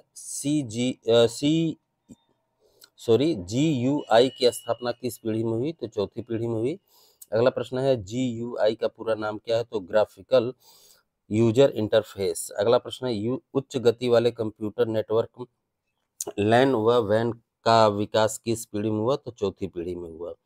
अगला प्रश्न है ऑपरेटिंग सिस्टम में MS DOS, Microsoft Windows, Apple operating system का विकास जो है किस पीढ़ी में हुआ? तो तीसरी पीढ़ी में हुआ। अगला प्रश्न है समानांतर कंप्यूटर व मल्टीमीडिया का विकास जो है कब हुआ? तो चौथी पीढ़ी में हुआ। अगला प्रश्न है चौथी पीढ़ी के कंप्यूटरों की क्षमता क्या थी? तो 1000 MB। अगला प्रश्न है पांचवी पीढ़ी के कंप्यूटरों का समय काल जो है क्या था? तो पांचवी पीढ़ी की समय काल जो है उन यहाँ कुछ टाइपिंग मिस्टेक है, 1984 से अब तक जो है मानी जाती है। इस पीढ़ी में जो है वर्तमान के कंप्यूटर को जो है भविष्य में आने वाले कंप्यूटरों को जो है शामिल किया गया। इस पीढ़ी के कंप्यूटर अधिक शक्तिशाली, तेज, उच्च तकनीक और ज़्यादा मेमोरी वाले कंप्यूटर हैं। अगला प्रश्न है कृत्रिम ज्ञान व आर्टिफिशियल इंटेलिजेंस के कंप्यूटर की इस पीढ़ी की है? तो ये पांचवी पीढ़ी के हैं। अगला प्रश्न है ULSI SLSI micro processor chip का उपयोग किस पीढ़ी के कंप्यूटर में किया गया? तो पांचवी पीढ़ी के। अगला प्रश्न है ULSI का पूरा नाम क्या है? तो अल्ट्रा लार्ज स्केल इंटीग्रेशन। अगला प्रश्न है SLSI का पूरा नाम क्या है? तो सुपर लार्ज स्केल इंटीग्रेशन। अगला प्रश्न है पांचवी पीढ़ी के कंप्यूटरों के भंडारण के लिए किसका उपयोग जो है किया गया? तो DVD, CD और BRD का। अगला प्रश्न है माइक्रो कंप्यूटर में कितने माइक्रो प्रोसेसर होते हैं? तो माइक्रो कंप्यूटर के अंदर केवल एक ही प्रोसेसर होता है। इसमें से एक अधिक प्रोसेसर का उपयोग नहीं किया जा सकता। यह पर्सनल कंप्यूटर की श्रेणी में आते हैं। माइक्रो कंप्यूटर के उदाहरण है desktop computer, laptop, notebook, tablet, notebook 2 बार हो गया, स्मार्टफोन इत्यादि। अगला प्रश्न है माइक्रो कंप्यूटर का हृदय किसे कहा जाता है? तो माइक्रो प्रोसेसर को डिजिटल कंप्यूटर का हार्ट कहा जाता है। अगला प्रश्न है IBM PC का पिता जो है किसे कहा जाता है? तो फिलिप डोनाल्ड एक्सिट जेंट को जो है कहा जाता है। अगला प्रश्न है लैपटॉप का आविष्कार किसने किया तथा कब किया? तो पहला समुच्चय पोर्टेबल कंप्यूटर या लैपटॉप ऑसबोर्न माना जाता है, जिसे अप्रैल 1981 में जो है जारी किया गया और यह एडम ऑसबोर्न द्वारा जो है विकसित किया गया था। अगला प्रश्न है एड सेक 1949 कौन सी पीढ़ी की कंप्यूटर का उदाहरण है? तो प्रथम पीढ़ी का। अगला प्रश्न है सुपर कंप्यूटर कितनी बिट्स का कंप्यूटर होता है? तो 64 बिट्स का। अगला प्रश्न है परम 8000 किस कंपनी द्वारा बनाया गया? तो सीडेक कंपनी द्वारा। अगला प्रश्न है भारत में सर्वप्रथम सुपर कंप्यूटर बनाने का श्रेय किसको है? तो नेशनल एरोसेप लेबोरेटरी को है, बेंगलुरु को। अगला प्रश्न है माइक्रोचिप या आईसी चिप का आविष्कार किसने किया? तो सूक्ष्म चिप जो अपने 50 वर्ष की यात्रा जो है पूरी कर चुका है। इसे 1958 में इसका जो है आविष्कार रॉबर्ट्स नायस और जैक किल्बी ने किया था। यह दोनों अलग अलग कंपनियों में काम करते थे और दोनों ही कंपनियां इस शोध को जो है अपनी दृष्टिकोण से कर रही थी। इस शोध के उपरांत बाद में दोनों ही कंपनियों ने इसे पेटेंट के लिए आवेदन किया। अगला प्रश्न है कंप्यूटर की मुख्यतः जो है कितनी इकाइयां होती हैं तथा कौन कौन सी होती हैं? तो इनपुट आउटपुट डिवाइस इन उपकरणों का उपयोग करके कंप्यूटर में इनपुट और आउटपुट द्वारा आउटपुट दिखाने का काम करती है। सिस्टम यूनिट, कंप्यूटर मेमोरी और स्टोरेज यूनिट। अगला प्रश्न है कंप्यूटर की इनपुट डिवाइस कौन कौन सी हैं? तो जैसा कि इसके नाम से ही स्पष्ट हो रहा है कि यह जो है डिवाइस जो है जिनके द्वारा हम जो है कंप्यूटर को निर्देश देते हैं, इनसे जो है संदेश लेकर कंप्यूटर उन प्रोग्राम के अनुरूप काम करता है, जैसे mouse, scanner, joystick, light pen, touch screen, trackball, keyboard, webcam, microphone, Kimball, tag reader, MICR, OMR, OCR, joystick इत्यादि। अगला प्रश्न है कंप्यूटर की आउटपुट डिवाइस कौन कौन सी हैं? तो जो कंप्यूटर पर आमतौर पर उपयोग हो रहा है यहाँ होता है, यहाँ 10 आउटपुट डिवाइस के नाम हैं। Monitor, printer, speaker, handphone, project, GPS, 3D printer, sound card, video card. अगला प्रश्न है, कीबोर्ड में शिफ्ट बटन का उपयोग किया जाता है, तो शिफ्ट बटन का उपयोग जो है लेटर को अपर केस में लिखने के लिए किया जाता है।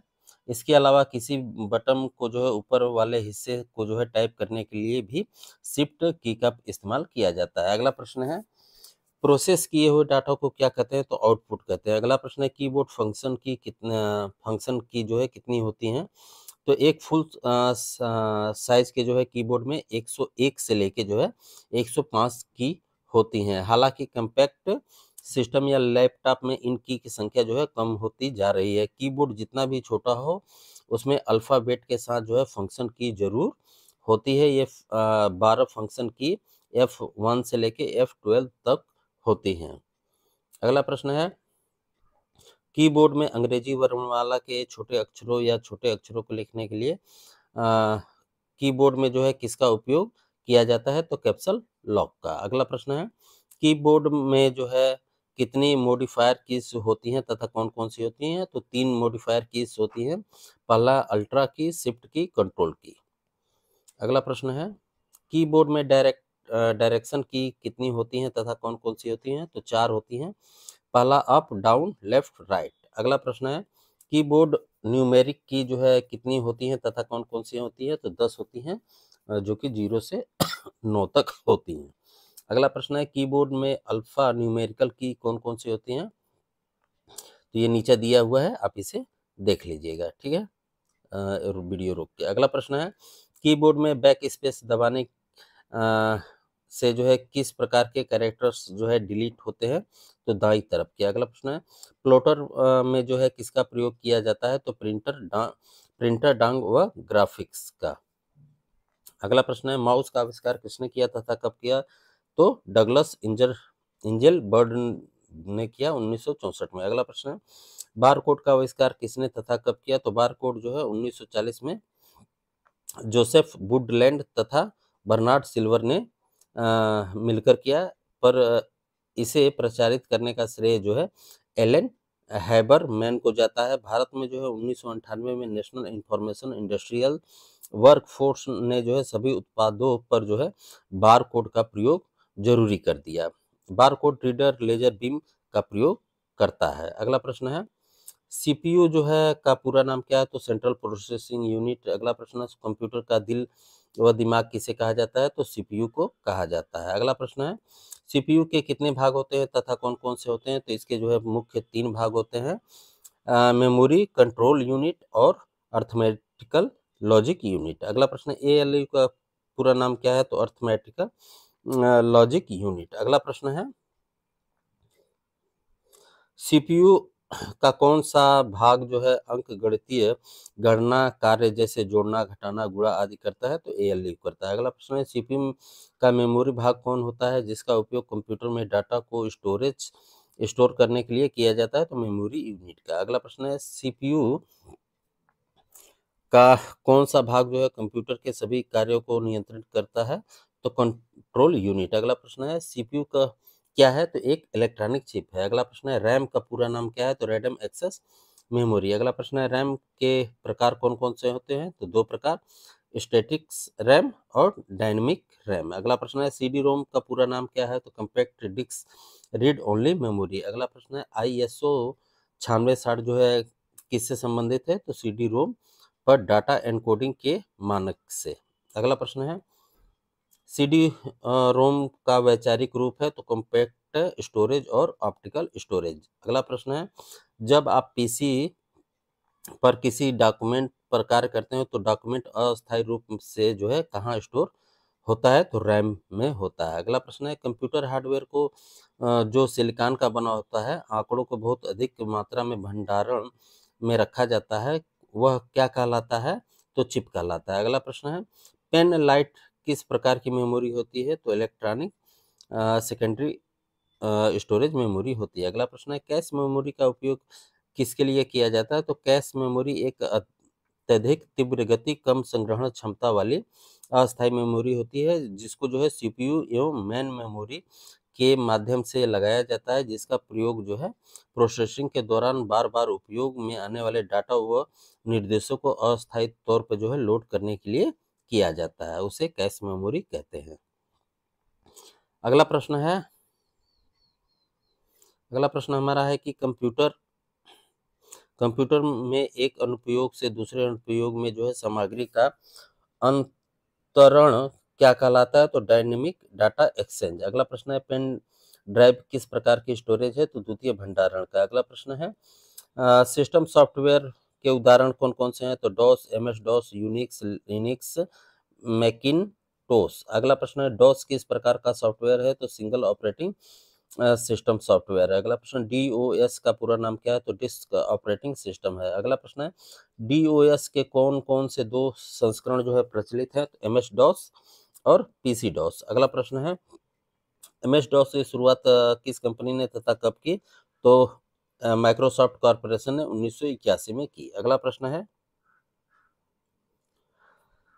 एमएस डॉस का पूरा नाम क्या है? तो माइक्रोसॉफ्ट डिस्क ऑपरेटिंग सिस्टम। अगला प्रश्न है एमएस डॉस का उपयोग किन कंप्यूटरों में जो है किया जाता है? तो माइक्रो कंप्यूटर में। अगला प्रश्न है पीसी डॉस का पूरा नाम क्या है? तो personal computer disk operating system. अगला प्रश्न है पीसी डॉट की शुरुआत किसने की? तो आईबीएम कंपनी ने। अगला प्रश्न है रियूजेबल ऑपरेटिंग स्टोरेज का एकोनियम क्या है? तो सेकेंडरी इकाई स्टोरेज डिवाइस। अगला प्रश्न है कंप्यूटर की बिल्ट इन मेमोरी किसे कहते हैं? तो रोम को कहते हैं। अगला प्रश्न है रोम का पूरा नाम क्या है? तो रीड ओनली मेमोरी। अगला प्रश्न है कंप्यूटर की आंतरिक स्मृति किसे कहा जाता है? तो रोम को कहा जाता है। अगला प्रश्न है रोम किस प्रकार की मेमोरी होती है? तो अस्थाई मेमोरी हो सकती है। अगला प्रश्न है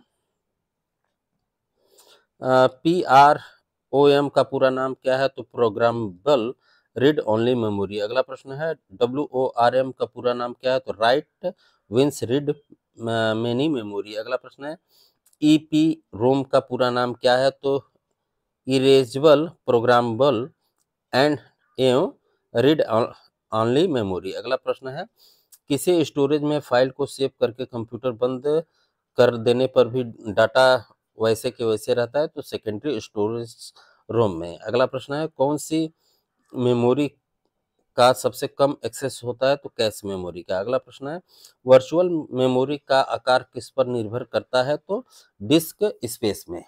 अगला प्रश्न है एक डिवाइस को जो है डाटा इंस्ट्रक्शन जो है करने और उन्हें सीपीयू को उपलब्ध कराने में लगा समय जो है क्या कहलाता है? तो एक्सेस टाइम। अगला प्रश्न है किसी स्टोरेज मीडिया में स्टोरेज की जाने वाली डाटा की अधिकतम मात्रा को क्या कहते हैं? तो स्टोरेज क्षमता। अगला प्रश्न है सीडी रोम का पूरा नाम क्या है? तो कॉम्पैक्ट डिस्क री राइटेबल। अगला प्रश्न जब पावर ऑफ या बंद कर दिया जाता है तो यह मेमोरी अपना जो है डाटा या कनेक्ट खो देती है, उसे क्या कहते हैं? तो वोलेटाइल या अस्थायी